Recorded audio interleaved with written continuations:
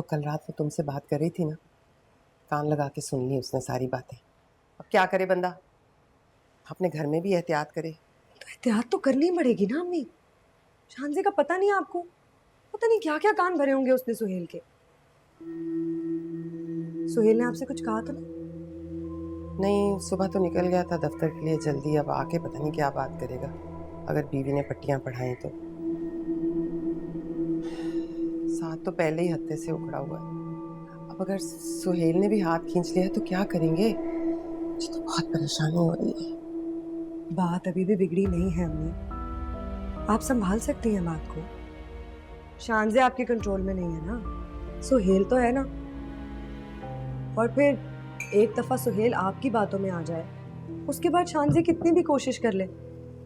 अम्मी हम भी जानते हैं, बीवी की मोहब्बत माँ की मोहब्बत पे हावी नहीं हो सकती।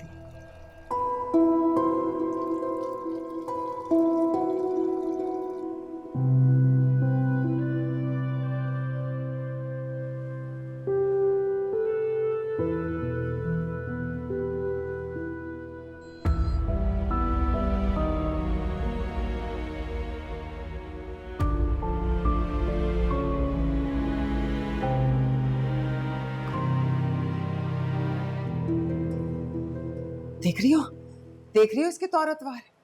ना सलाम ना दुआ, बस आते कमरे में घुस गया। छोड़े ना अम्मी, आपको इनका पता नहीं है, जो आपको लेके कभी भी सीरियस नहीं होता। 4 दिन बाद फिर छोड़ देंगे। आप सुहेल पे तवज्जो दें, वो मेहनती भी है और जिम्मेदार भी, उसी से बना के रखने में अक्लमंदी है।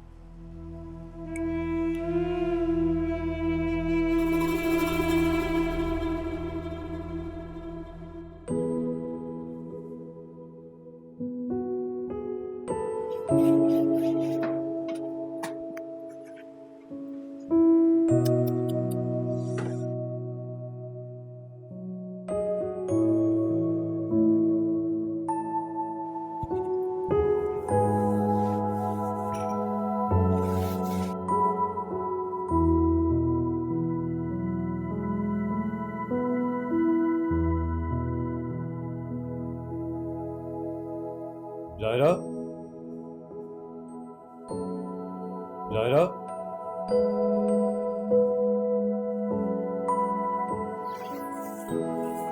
ये क्या हर वक्त तुम हंसी बनी रहती हो? साथ क्या मतलब है साथ? थका हुआ दफ्तर से आता हूँ, मेरा दिल चाहता है कि तुम्हें हंसता मुस्कुराता देखूं, लेकिन तुम हर वक्त किचन में ही घुसी रहती हो। मेरा कुछ ख्याल है तुम्हें कि नहीं है? साथ मुझे कोई शौक नहीं किचन में घुसे रहने का। चची की नेचर तो आप जानते ही हैं ना। मैं कुछ नहीं जानता। आज के बाद इस घर में तुम मुझे काम करती दिखाई ना दो। अच्छा,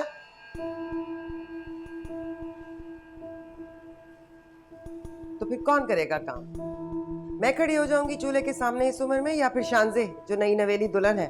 ये नहीं कह रहा मैं। आप कोई मासी रख लें, पैसे मैं दे दिया करूंगा। ये बीवी है मेरी, इस घर में इसे बीवी बना के लाया हूं, मुलाजमा नहीं। नौकरी लग गई है तो नखरा देखो जरा। हाँ, 2 महीने से ज्यादा नहीं चलती तुम्हारी नौकरी। फिक्र न करें, अब चलेगी। क्यों, आप क्या सुसर का दफ्तर है? जी नहीं, पहली बार आपकी तरबियत जिसने हमें सिर्फ लोगों के आगे हाथ फैलाना सिखाया है, जब बाहर निकल के ना अपने बलबूते पे कुछ हासिल किया है मैंने। इज्जत नफ्स क्या होती है पहली बार समझ आया है। तुम जाओ कमरे में अपना हुलिया दुरुस्त करो, जाओ।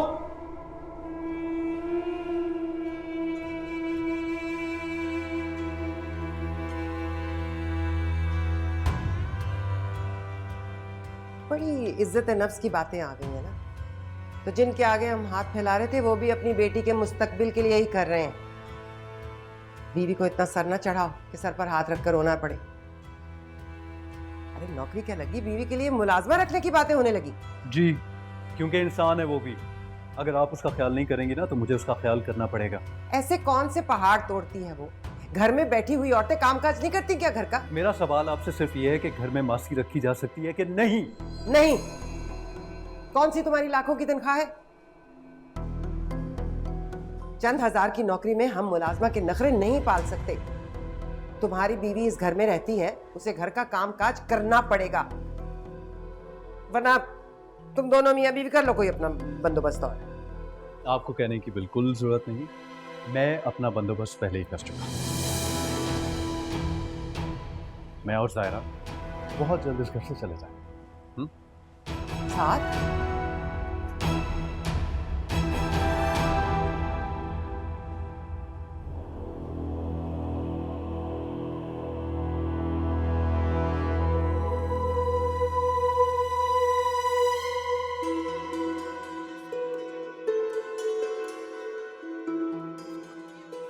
आपको कहने की बिल्कुल जरूरत नहीं।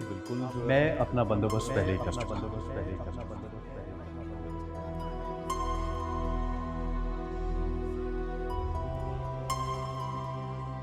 मैं और जायरा बहुत जल्द इस घर से चले जाएं।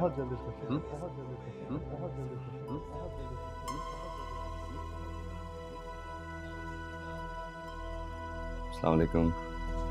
वालेकुम सलाम। ऑफिस से जल्दी आ गया आज? हाँ, आज काम जल्दी ख़त्म हो गया। अच्छा अच्छा। मैंने आपसे एक बात भी करनी थी। हाँ हाँ कहो, खैरियत है? कहीं तुम्हारी नौकरी तो नहीं चली गई? नहीं, नौकरी नहीं गई। हाँ, शुक्र है खुदा का। उफ, ये प्राइवेट सेक्टर, ये तो रोग है जान का भाई। कोई पता नहीं होता किस वक्त नौकरी चली जाए। पहले ही घर के अखराजात का कुछ पता नहीं चल रहा, शादी पर भी बहुत खर्चा हो गया। मैं तो ये सोच सोच के दहलती रहती हूँ कि अगर तुम्हारी नौकरी चली गई तो क्या होगा, घर कैसे चलेगा। साथ को तो तुम देख ही रहे हो, जिस दिन से उसकी नई नौकरी लगी है उसका तो दिमाग ही ठिकाने पे नहीं है। ना उसे घर की जिम्मेदारियों की परवाह है, ना अपनी माँ का कोई ख्याल।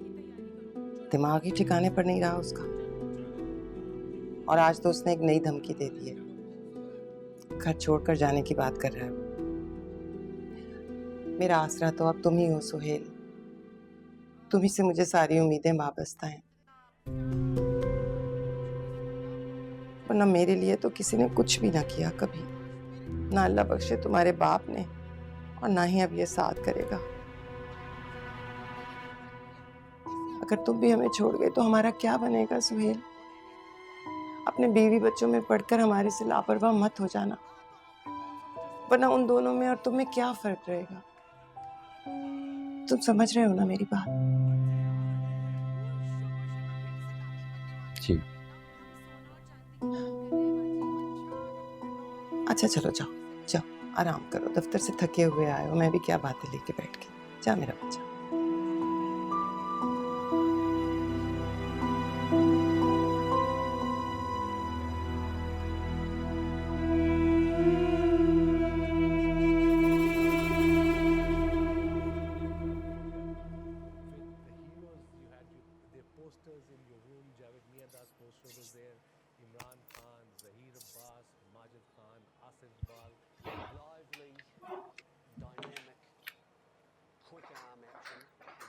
फहद, तुम अब तक सोई नहीं बेटा?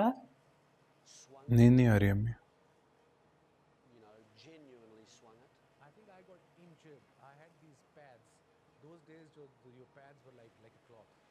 क्या बात है बेटा, तुम जब से ससुराल से आए हो मैं देख रही हूँ तुम्हारा मूड ऑफ है। कुछ हुआ है वहाँ? किसी ने कुछ कहा है तुम्हें? किसी ने कुछ क्या कहना है अम्मी? मेरी अपनी बीवी मुझे बेइज्जत करने के लिए काफ़ी है। क्या मतलब? अम्मी मैं मिलने के लिए गया था।